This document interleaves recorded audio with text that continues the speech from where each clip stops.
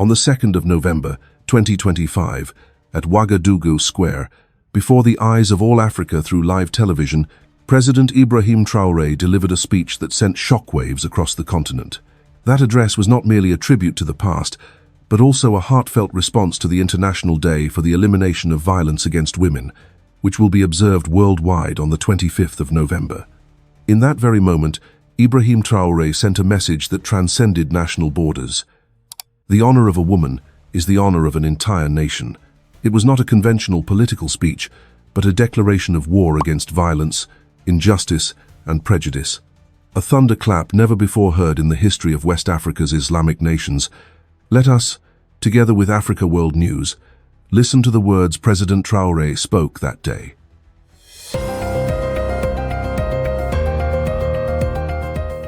Ibrahim Traoré declared, "If men are the backbone of a nation, then women are its heartbeat." Those words thundered through the crowd like a storm beneath the desert sky, not as poetry, but as policy. For far too long, Burkina Faso and much of West Africa had measured strength by the hands of men. Traoré's vision turned that logic completely upside down. He reminded his people of the women who had changed history. There was Fatoumata Tambadjang of Gambia, the woman who dared to stand against dictatorship and saved young girls from forced marriages.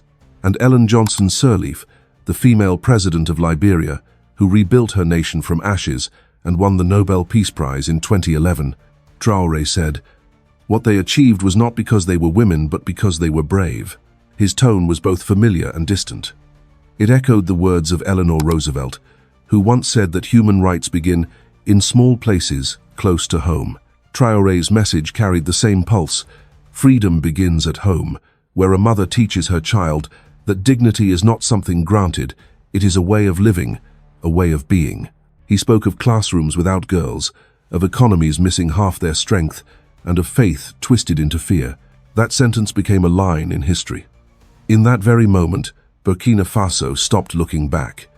The nation began to breathe toward the future.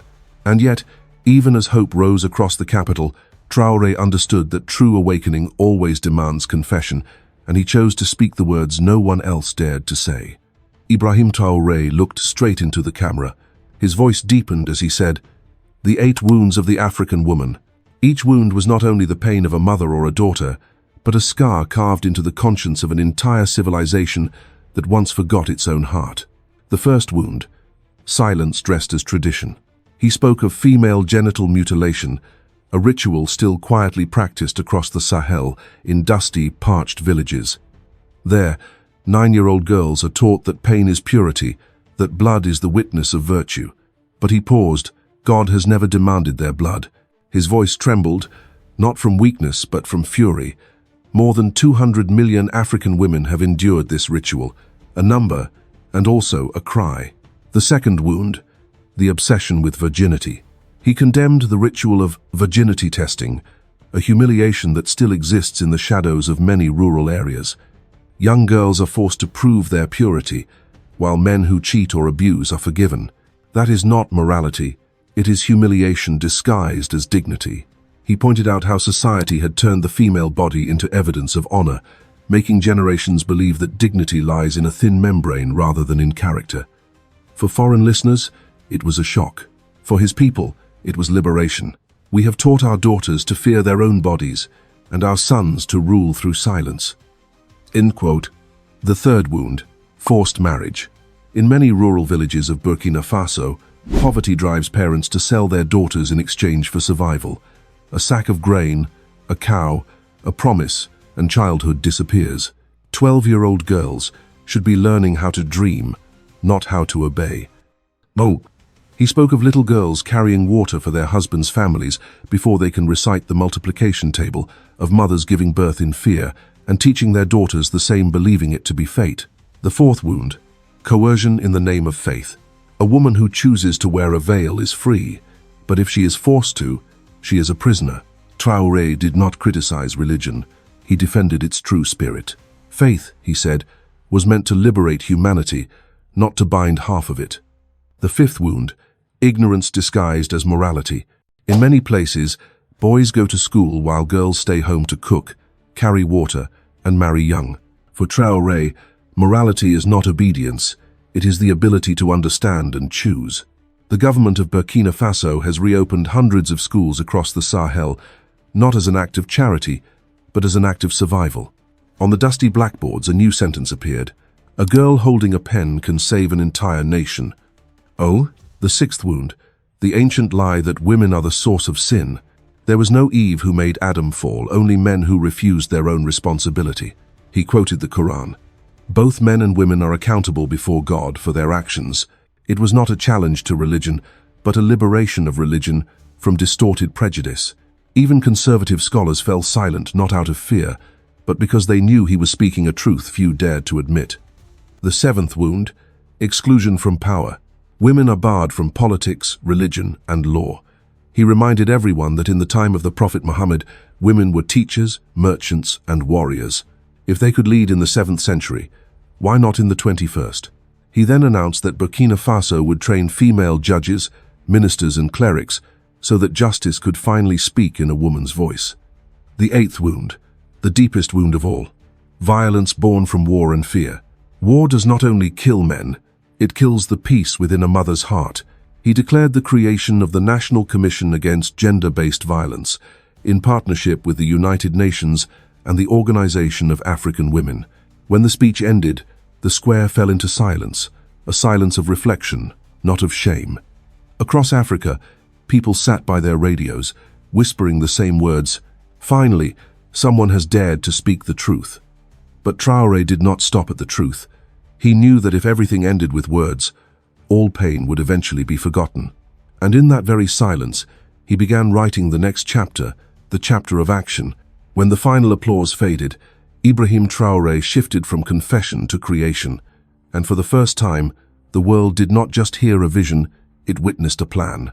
He announced the establishment of the Mother River Fund, a national investment program designed to breathe life into the hands of women.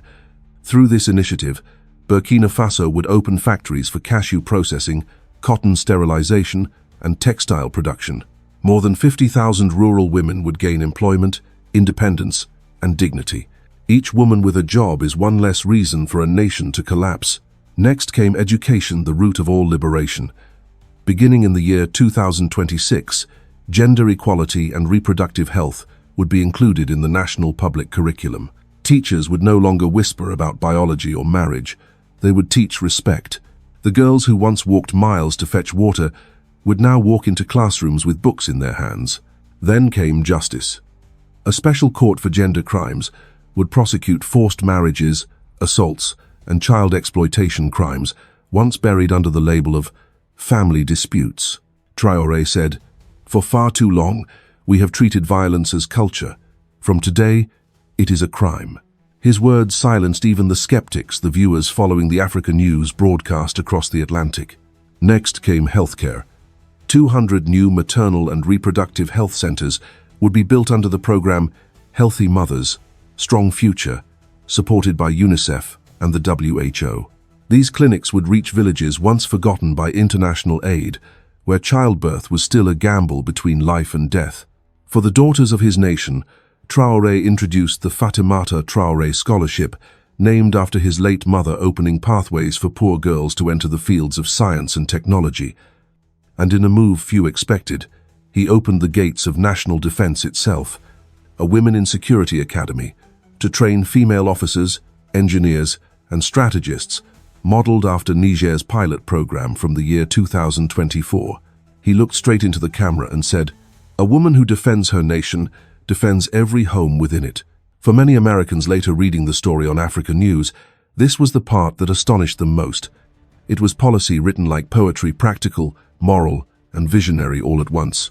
Traoré had turned compassion into infrastructure, and when the broadcast ended, even his critics had to admit that Burkina Faso was doing something unprecedented, turning conscience into law. But the world's attention is fragile, and Traoré's bold program quickly spread beyond the West African savannas, capturing global focus. The next morning, from Africa News to the New York Times, the world's major newspapers carried the same headline: Burkina Faso redefines the meaning of leadership. Within hours, videos of Ibrahim Traoré's speech flooded global media, subtitled, analyzed, debated, and praised. In New York, The United Nations Women's Office, UN Women, posted a brief tweet.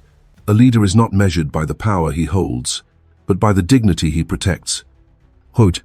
The tweet ended with the tags, Burkina Faso, Africa News, Ibrahim Traoré. Human rights activists from Geneva to Los Angeles called his speech a historic turning point, the first time in decades that an African leader used faith to defend freedom, not to restrict it. Nobel Peace Prize laureate Malala Yousafzai wrote, I listened to his words and I wept. He said what millions have been too afraid to say, that the worth of a woman is not a debate, but a self-evident truth. Even the Vatican spoke up. Pope Leo XIV sent a message calling Traoré a man of faith who listens to the conscience of humanity. For the first time, Muslim scholars and Catholic leaders shared admiration for one voice, a voice from Africa.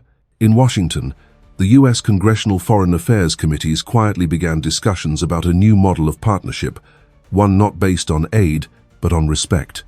A senator was quoted saying, perhaps the future of moral leadership no longer resides in Paris or London.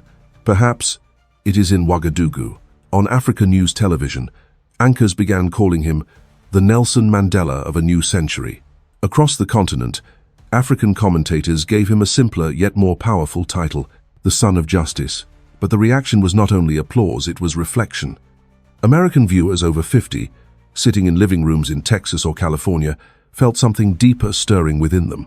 For years, the West had seen Africa through the lens of poverty and conflict. Now, for the first time, they looked with respect, because this was not pity, it was dignity. A leader who once carried a rifle now carried responsibility. And when asked what inspired him, Traoré replied simply, my mother's silence was my first teacher. I speak so that no mother will ever have to be silent again. Across television screens and newsroom debates worldwide, one question began to emerge. Could Burkina Faso, a small landlocked country often forgotten on the world map, become the moral compass of an entire continent? Could the example of Ibrahim Traoré remind humanity that justice does not belong to the West, it belongs to humankind? From New York to Ouagadougou, only one word remained echoing: respect. As weeks passed, something unexpected began to unfold. What started as a national speech was now shaping a continental awakening. Across Africa, presidents and ministers quoted Ibrahim Traoré in their own parliaments. In Dakar, a journalist told Africa News, he didn't just speak for Burkina Faso, he spoke for us all. Student groups in Nairobi carried banners that read, justice has a voice, and it speaks in our language. Even in conservative regions once resistant to reform, local imams began to re-examine their teachings, reminding their communities that compassion is not Western, it is divine. This was the moment when Burkina Faso quietly transformed from a small Sahelian nation into a symbol of rebirth. Foreign analysts described it as moral soft power, the kind of influence money can't buy. For decades, African leaders had borrowed the words of Europe and America. Now, the world was borrowing the words of Africa. At the African Union summit that winter, leaders rose when Traoré entered the hall. No one had ordered it, it was spontaneous.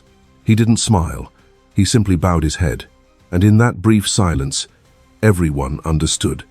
This was not about dominance, but dignity.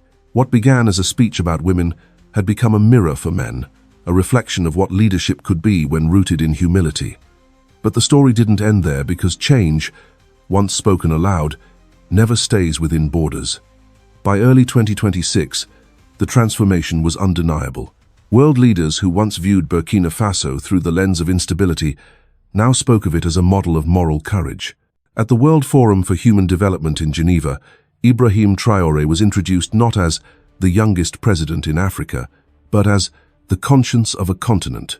American universities invited him to speak. European think tanks began publishing reports titled The Traoré Doctrine, a framework linking social justice with national security. Because what he proved, they wrote, was simple. When women are safe, nations are stable. In Washington, an anchor on Africa News posed a question that rippled through Western audiences. What if the balance of moral leadership has already shifted from the West to the very lands we once called developing? For decades, Africa had been portrayed as the world's patient. Now, it was becoming its teacher. And Traoré, the soldier turned philosopher, stood at the center of that change. He told a crowd in Dakar, "We are not asking to be followed, we are asking to be understood." Hell, that sentence echoed far beyond politics. It was a declaration of equality. The cameras zoomed in as he closed his eyes for a moment of silence. Around him, the flags of 50 nations fluttered, and for the first time in living memory, the world seemed to listen. When the echoes of applause finally faded over Ouagadougou, a new rhythm remained, the steady heartbeat of a nation reborn.